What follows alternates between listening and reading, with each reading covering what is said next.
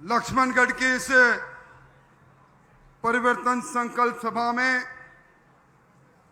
मुख्य अतिथि के रूप में हमारे बीच में आए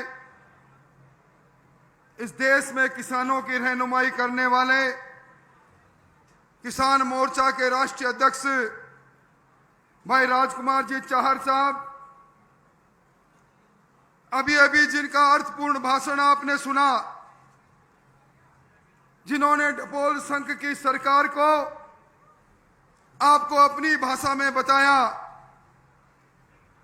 हमारे जैसे कई कार्यकर्ताओं को गढ़ने और रचने वाले वरिष्ठ नेता घनश्याम जी, यहां के लोक लाडले सांसद आदरणीय स्वामी जी, मंच पर विराजे, जिनके नेतृत्व में यात्रा चल रही है, ऐसे श्रीमान CR चौधरी साहब, भाई प्रेम सिंह जी, भाई नरेंद्र खीचड़ जी, और जिनके नेतृत्व में इसी जगह पर हमने न्यूनतम मूल्य पर राजस्थान में बाजरा खरीदे, इसका संघर्ष किया था, ऐसे किसानों के दमदार नेता हरिराम जी, भाई दिनेश जी, और इस क्षेत्र में लोकसभा में कई बार प्रतिनिधित्व कर चुके यहां के लोक लाडले नेता भाई सुभाष महरिया जी, उपस्थित नेतागण और जो लक्ष्मणगढ़ के गांव गांव ढाणी ढाणी से आए हुए मोतियों से महंगे किसान भाइयों, शक्ति सुरपा माताओं और बहनों, लंबे समय से आप विराजे हैं। कोई लंबी बात इसलिए नहीं कहूंगा कि संकल्प सभा में जब रणवा साहब बोल रहे थे, इन्होंने कहा हाथ खड़े करके संकल्प करो कि सरदानंद जी की इस धरती में इस बार कमल का फूल खिलेगा। आपने मजबूत इरादों के साथ संकल्प की मुट्ठी बांधकर हाथ खड़े किए थे। मैं इसलिए लंबी बात भी नहीं करूंगा। किसी मंच से पूर्व केंद्रीय मंत्री सुभाष महरिया जी ने ऐलान किया, कमल का फूल जो भी लेकर आएगा, मैं पंक्ति के अंतिम कार्यकर्ता के रूप में यहां कमल खिलाने के लिए प्रयत्नशील रहूंगा। और फिर मंच पर वो मंजर हमने देखा, तीनों नेता हरिराम जी, दिनेश जी, सुभाष जी, तीनों ने हाथ खड़े करके जनता का अभिवादन करते हुए कहा कि जिस दम्भी नेता ने कहा हम एक विचार को उसको हम बिल में घुसेड़ देंगे, उस दम्भी नेता के लिए अब घुसने के लिए जगह नहीं बचेगी। साफ साफ ये दिखाई देता है। भाइयों, अहंकार तो रावण का भी नहीं चला था। और मुझे अफसोस इस बात का है, लक्ष्मणगढ़ की इस धरती की जब बात होती है तो लोग कहते हैं ये वीरों की भूमि है, ये भक्ति और शक्ति की भूमि है, वतन पर मर मिटना यहां की परिपाटी रही है। बच्चा पैदा होता है तो जिगर में बारूद लेकर पैदा होता है, आत्मविश्वास के साथ जीता है, धरती का सीना चीरकर किसान अन्न भी पैदा करता है।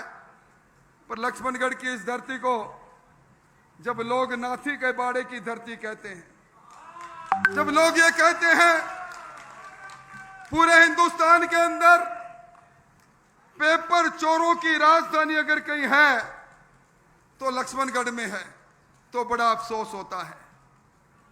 मुझे मेरे निर्वाचन क्षेत्र के 2-3 नौजवानों ने कहा कि हम उस चक्की को तलाश कर रहे हैं जिस चक्की के पीसे हुए आटे को खाने पर एक साथ एक परिवार में 4-4 RS पैदा हो जाते हैं।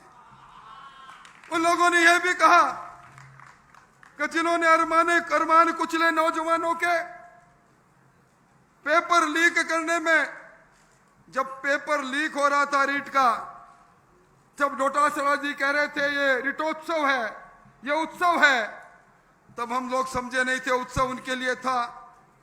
उनको मालूम था पेपर का उद्योग चल निकला है, अब नोटों की बरसात होगी, और उसके बाद क्या हुआ क्या नहीं हुआ ये सब आपने देखा है।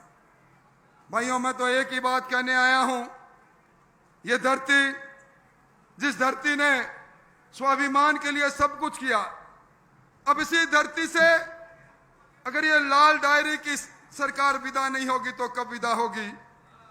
अभी घनश्याम जी ने कहा ये सरकार के बारे में, डपोल संघों की सरकार, और मैं कहूंगा ये सपनों के सौदागरों की सरकार है।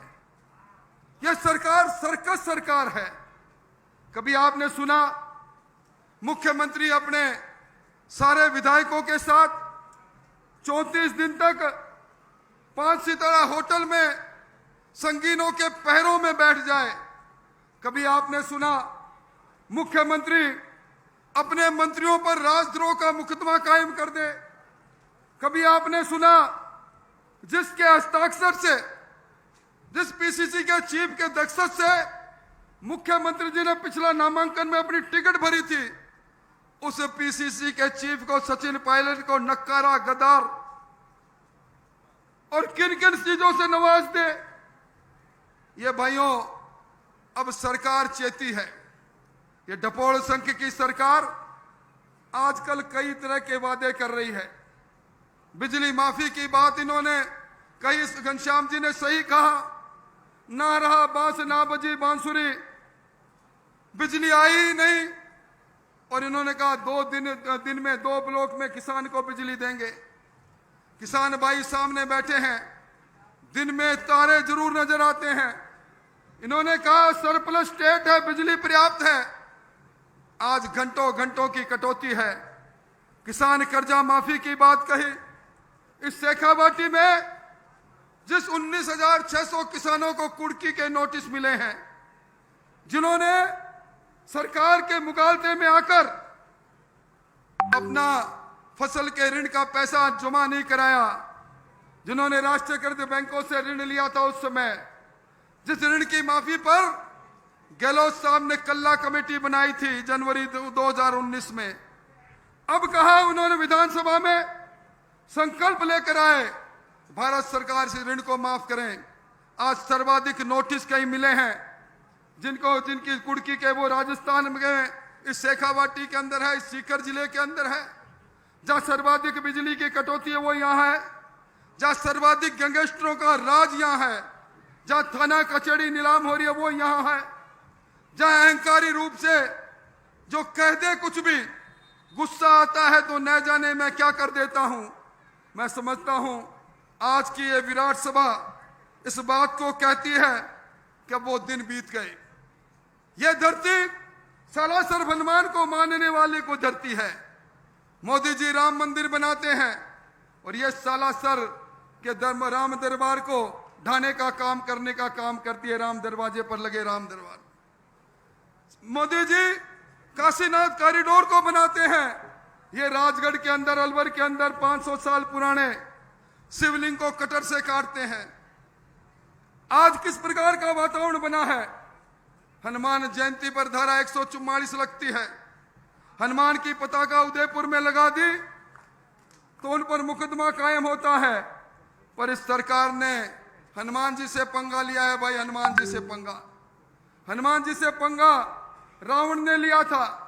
मंदोदरी ने बहुत कहा था कि हनुमान जी अशोक वाटिका में आ गए हैं, इन्हें छेड़छाड़ मत करो, ये देवत्व को प्राप्त किए हुए वानर के वेश में है। रावण ने नहीं माना, हनुमान जी के पूंछ पर आग लगाई तो धू धू करके लंका को भी हनुमान जी ने जला डाला। इस सरकार का तो जलना तय है। इस सरकार, ये लाल डायरी के अंदर काले हरफों में लिखा हुआ इसका भ्रष्टाचार है। आपने सुना कभी सचिवालय के अंदर फाइलों की जगह पर नोट मिलेंगे, सोना मिलेगा। अरे जल जीवन मिशन में 22,000 करोड़ का घोटाला कल के अखबार में पड़ा होगा, छापा पड़ता है। 8 किलो सोना मिलता है अधिकारियों के लॉकर के अंदर, 6 करोड़ रुपए मिलते हैं। इस लूट और झूठ की सरकार को विदा करना है, जिस सरकार के चलते हमारी महिलाएं सुरक्षित नहीं, सुबह से शाम होती है, हमारी 17 अबलाओं की इज्जत राजस्थान में लूटी जाती है, 7 हत्याएं हो जाती है।